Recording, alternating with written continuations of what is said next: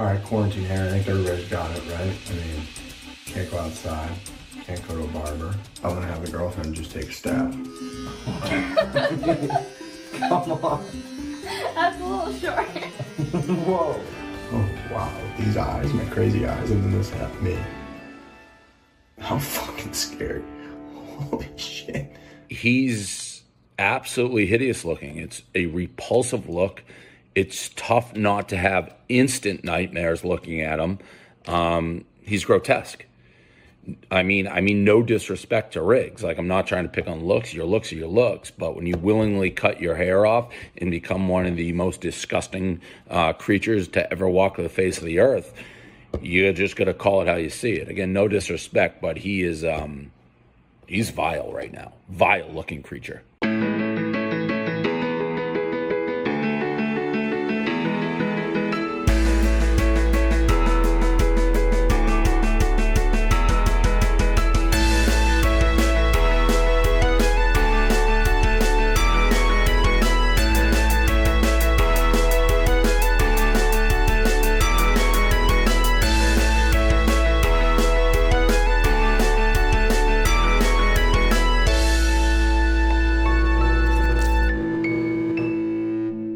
Here we are, we just got the U-Haul, Serve Pro truck rather, unloaded, and all the packages up here.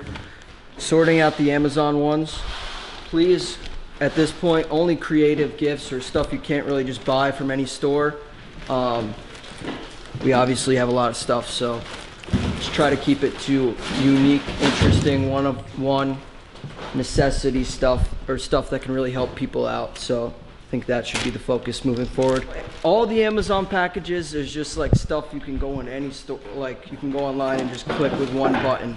It's not, that kind of defeats the purpose. We're not really trying to, you know, support major corporations. This is more about small businesses, stuff that you think would be beneficial if a large audience could see, or that could, you know, make or break your product. How's your finger spider? It's good. We got a makeshift glove on there today. Stitches coming out tomorrow morning, so. How many did you end up with? This finger I think has 6. This one has 3, and then there's 1 in this one. This is, I'm getting PTSD. Here's the sheath that is clearly cut through. So I was going like this, and it fucking sliced through. Now let's take a peek at the blade. You're scaring me, Spider. Careful with that thing, big guy. Oh man, that's a nasty blade. There's still blood on it here. Ew. Man, dude. Serrated fucking blade straight through the finger. It honestly took like a second or two, and I was like, I think I just sliced my hand, and then it set in. It set in, and then I tried rinsing it underneath the sink to survey how much damage there was, and I realized it probably wasn't going to stop bleeding on its own. And then I went to the City MD. I didn't want to go to a hospital, so City MD, shout out City MD, the doc stitched me up. We basically started breaking stuff up, so like this is like a golf box here. So like there's golf balls, there's polos, there's head covers, Pro V1s. So like that's just one example. We got a NASCAR one here. There's some more stuff to be added to. But one idea I had was like we can make theme specific boxes, like a big box. We got a pizza oven. There's a bunch of kitchen supplies. So maybe pizza, NASCAR, golf. There's yard games. Yeah, there's so much stuff. Bobbleheads. We have like 30 bobbleheads. I feel like if we were to just break stuff up by like jumbo box and then let people bid on them, that could be a great way to raise money. Unboxing 13. People still sending shit to my apartment. Then we gotta fucking lug it to the old office. People up my dick about Gronk going to the Bucks. Listen, I'll root for fucking Gronk. I'll root for Brady. I love those fucking guys, but I root for the Patriots first. Everyone knows that. And I still think listen, Bill Belichick, my guy. Ooh, we're getting a hat right off the gun here. Dave Portnoy's unboxing 2020. I'll take that fucking hat. We got a hat change. We got an instant hat change. This is fucking fire. Woo! This passes the vibe check. Like TikTok. I'm gonna be TikToking right there. That was this right there was a fucking TikTok. You can't give a worse gift than a fucking light bulb. I mean, maybe it's like practical, but we're doing a live unboxing show and you send a fucking light bulb? A fucking light bulb? That made me... This is what they put in there, by the way. And everyone knows I'm fucking rattled because there were real ones in here the other day and they look like this, except they were...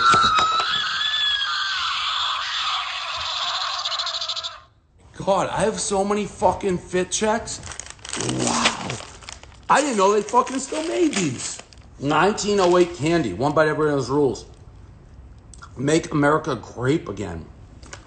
That's the unboxing. 13. Appreciate everybody sticking with us. Over 20,000 people again. 3-hour show.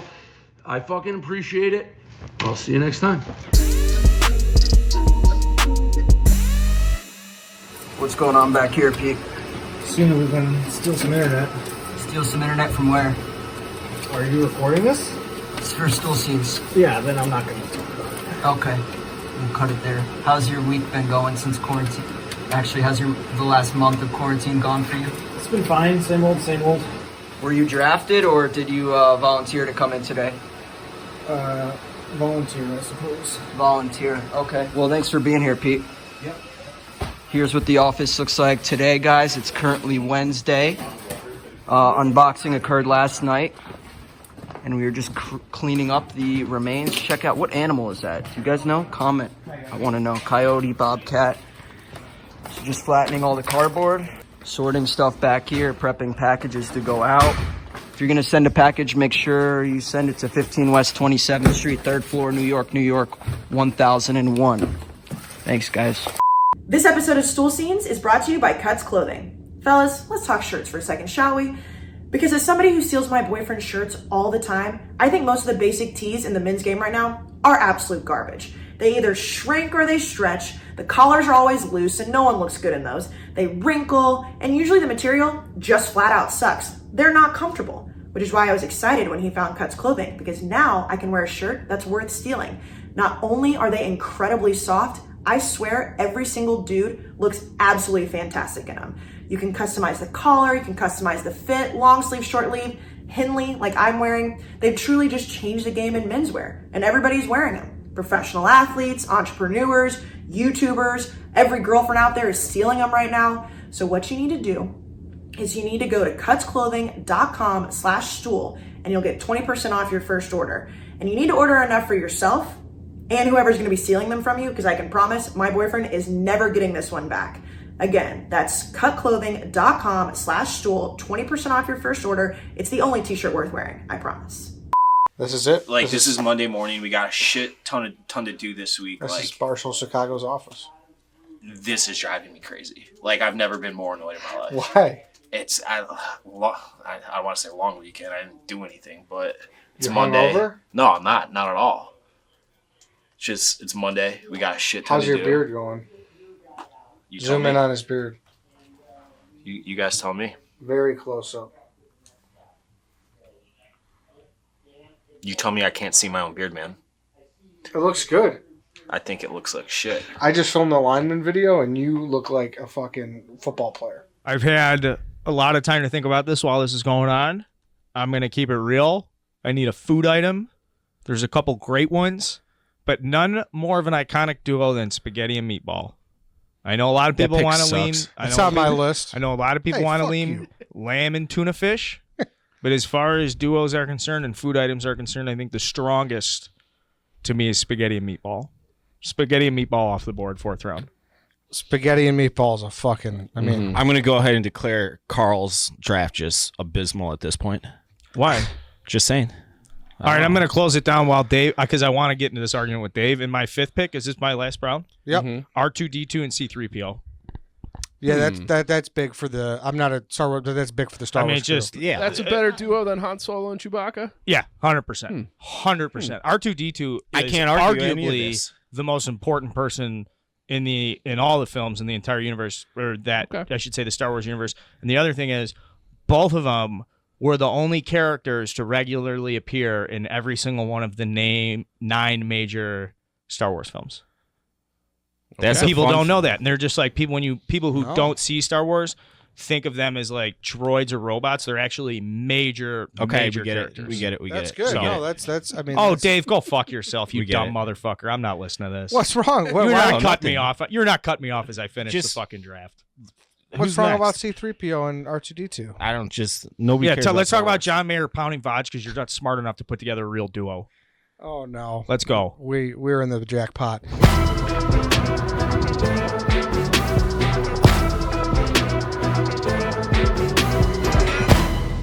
Okay, so an age-old tradition of being stuck in your house is you watch way too much Top Chef and cooking shows, and you try to cook something that's a little bit, it's a heat check. It's a little bit out of your element. So I'm making baby back ribs, marinated these suckers, brine them overnight.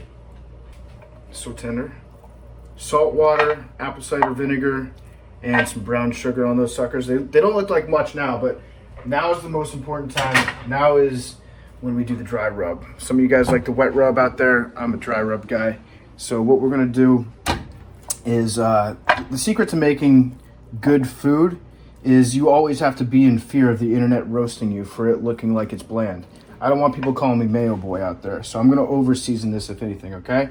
So no one's ever gonna be like, yo, hey, PFT, why is there all this flavor on your ribs? Doesn't happen like that. Okay, next up, some garlic powder. A little cayenne pepper. No one really knows what paprika tastes like. They just know that it costs a lot of money and it comes in the smallest package possible. A little finely ground black pepper. So this is what your ribs should look like, according to me. So boom, there we go. I'm gonna toss these suckers in the oven for about, I'd say 3 hours at 350. Take them out. Put a little sauce on there. It's the dry rub that really makes them sing. That's gonna be some good ribs right there. What we're gonna do is we're gonna brown the ribs. We're gonna sear these suckers. Just get a little bit of crunch on the outside, a little bit of sear, a little bit of browning. Then we're gonna put them on this tray, cover them in aluminum foil, boom, pop them into the oven. So let's just toss these in here. It's gonna be the best sound in the world. Oh yeah. Oh yeah, that sounds good. We're gonna be baking these for a while, probably like 3.5 hours or so. And then maybe broil it after we put a little bit of sauce on there. 3.5 hours, and this quick fire challenge will be ready to go. Actually, no, this is going straight to Padma. It's for you, Padma. So, okay, so the ribs are out. They're better than I thought. Probably my best batch yet. Watch this, I'm gonna pull this bone out. Bet you it comes out clean. Oh, look at that. Totally clean. Totally clean. The only bad part is I made ribs and forgot that I don't have a single napkin or paper towel in my entire apartment. But that's what Leroy's for. Leroy, you're gonna lick my fingers. You're gonna be my napkin tonight. I love that.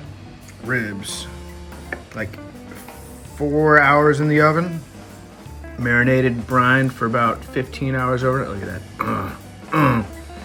I would have sex with this rib. No, I wouldn't, no. This rib right here, I call this Marilyn Manson because it came out so clean.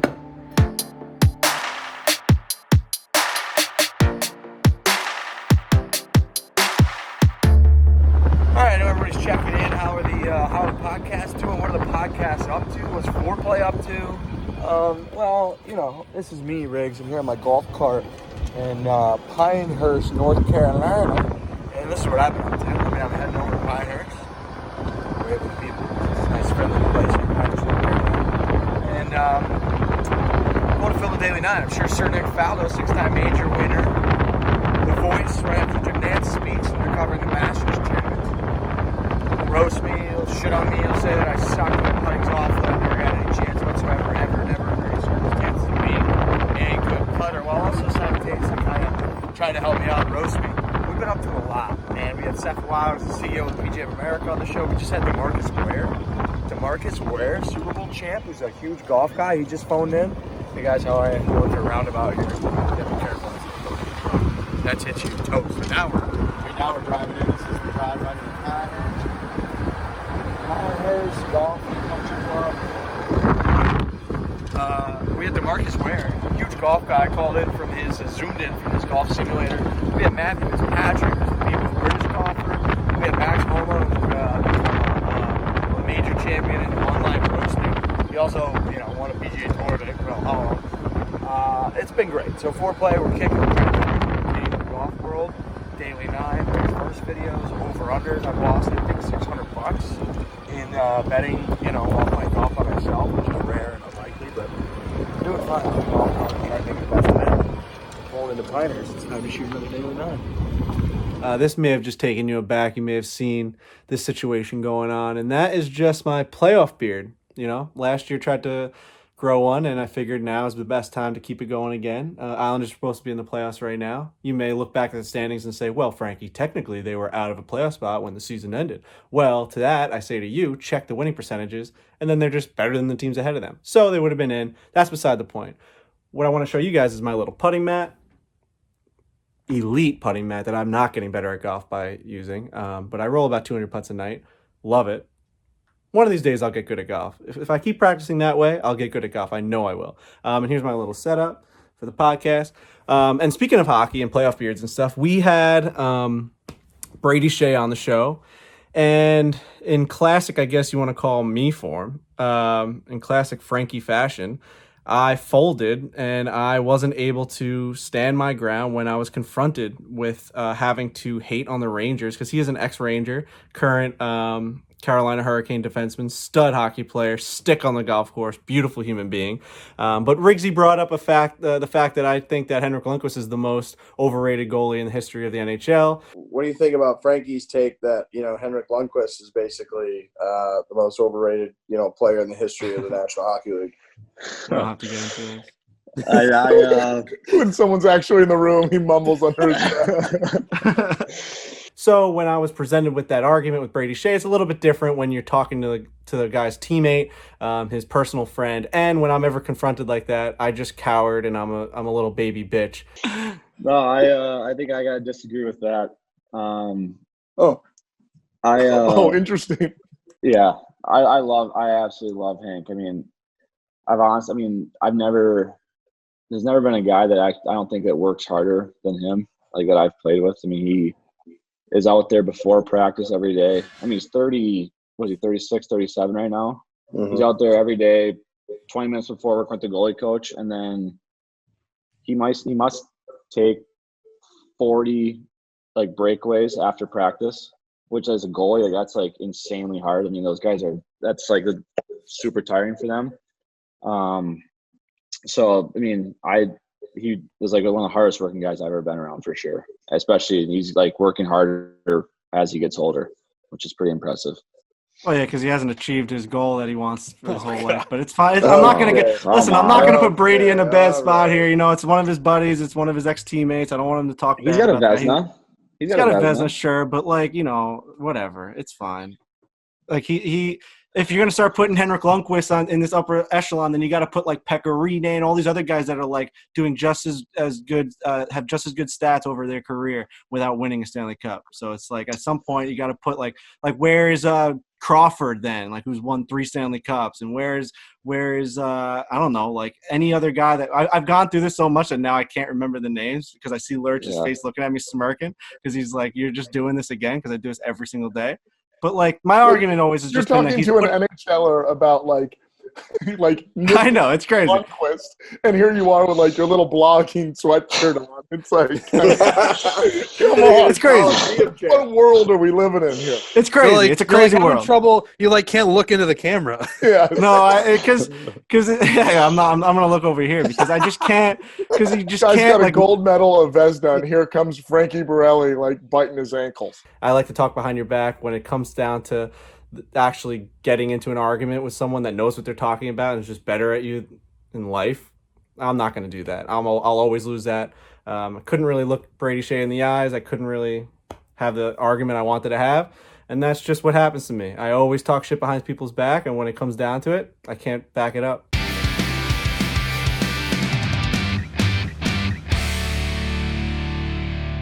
Scott, that's us right there. Oh, are we live in there? Are we live? Yeah, you're live. No, I know we're live with you, but are we live here? You're live. No, you're live. We're dealing with communication issues in our war room. Can you hear us? We got you. All right. Can you see this? Can you see the Zoom? Can you see the boom? you see the zoom? All right, we got to zoom. How do I zoom in my computer on this? I think I just got to move it. Physically bring it closer. Yeah. All right, wait, hold on. How do we make it so I can see all of the... Oh, there it is. Look. Everyone get on their screen. Everyone get on their screen. Put on your screen. Everyone put on your screens. Put on your boo screens. Put on your boo screens. Okay, so we've been working for a little bit on a draft show, a pro football draft show. I said that when we were naming it, I said I want it to be energetic, I want it to be efficient, I want it to be elegant. They said that name's a little bit long, so let's shorten that down to NFL. So it's the energetic, efficient, elegant draft show that's going to be happening tonight. We're doing it because there's like a huge void in draft coverage, so why not let Stephen Che just get chunks of his dead serious analysis off while Brandon Walker and I poke fun at him. It should be a really good time, or maybe it will be a shit show, but those two things are not mutually exclusive, so enjoy. It is the En Eff Ell Draft show here on Barstool. Stephen Che, it's the night your dreams are made of. You look fantastic. Thank you. Thanks for dressing up, Brandon. Yeah, it's the best day of the year. Every team is filled with hope. Every team's undefeated. Everyone's going to get better tonight, except those teams. You definitely scripted this out. Well, not everyone's going to get better. But speaking of getting better, the show's going to get better right off the top as we bring in the PMT boys. They're back in the studio. They're on the Zoom. Hello, boys. What's up? What's up, squad? I'm wearing my Mac Weldon shirt. Mine's elegantly wicking away all the sweat I just accumulated, beating Hank and ping pong technically until my racket. Oh, Goodell's here, so let's boo. Unmute him, Billy. Wait, you want to say what we're doing? We get a big boo. Boo! Boo!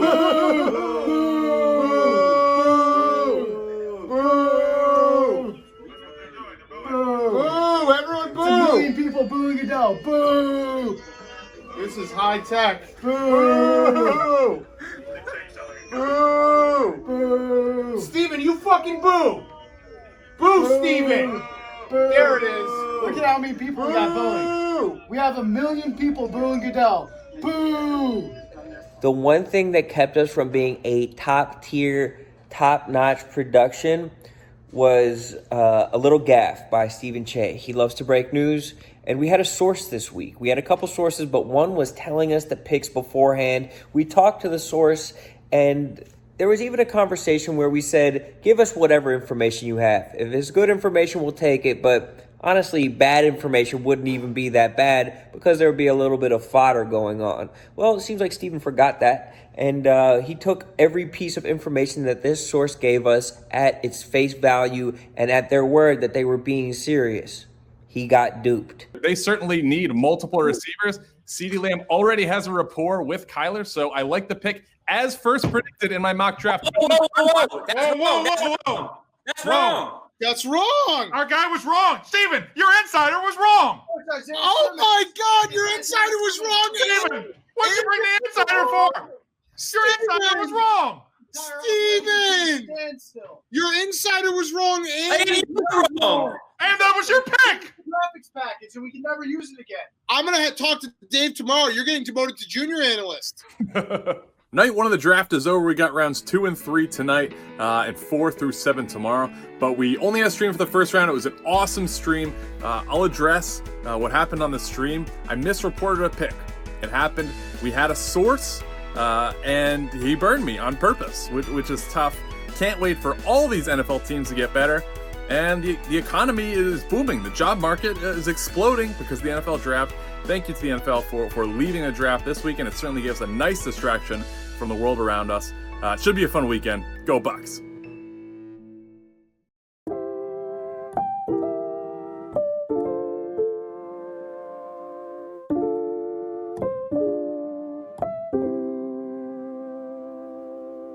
Never knew what to do till it was too late. I was outside by the pool sipping Kool-Aid. Now I can't remember the last time I hooray. Back in my flat time fast, it's a new day. Where was the last one? When was the past one? Pass me a pipe and I'm gonna need a glass one, cause I'm about to start smoking crack. What? If I don't get some action, fuck. No no sports cause the courts is closed. Forts, shit, I used to have all sorts of those. Now all I got is chairs and blankets and imagination. But I'm on my last grasp of patience. But hospitals got a critical mass of patients, so I can't be mad that I'm passively waiting. Lungs blessed to have breath, so I'ma take them and just spend the rest of the day masturbating. Skeet, skeet, motherfucker, skeet, skeet. I just went and shot skeet, now I think I'm Chief Keef. I wish I could fly to the shot and get a beef, but a dude ate a bat, so I'm in my seat. I'ma sit for a while, then I'm gonna go eat. Then tomorrow gonna do it all again, repeat till I catch the COVID or run out of TV. And I'm running out of breath, could you kill it, Kiki? When can we go play outside? When will I see you? When can we go play outside? I'm slowly losing my mind. Well, that really depends on who you ask. Some think it's safe now if we all wear a mask. Some think it may cancel your 4th of July bash. And some thought it was a hoax to make the stocks crash. Some folks think it didn't even come from a bat, but was cooked up in a kooky Wuhan lab. All I know is that I haven't seen one at bat. March was madness, now I'm getting kinda sad. I mean, I can barely grow a beard on my cheeks, and I'm averaging a couple hundred beers every week. Not to mention all my underwear now has streaks, cause when you're drinking like that, your ass starts to leak. And that might be a little too much info, but I'm just going crazy, I haven't seen my kinfolk. So let's flatten the curve like putting on Spanx, and kick COVID's ass, word to Tom Hanks. When can we go play outside? When will I see you? When can we go play outside? I'm slowly losing my mind. Quarantine might be killing my vibe, but I don't want COVID-19. So I'll stay and play inside, cause I don't want COVID-19. So I'll stay and play inside, cause I don't want COVID-19. Me neither.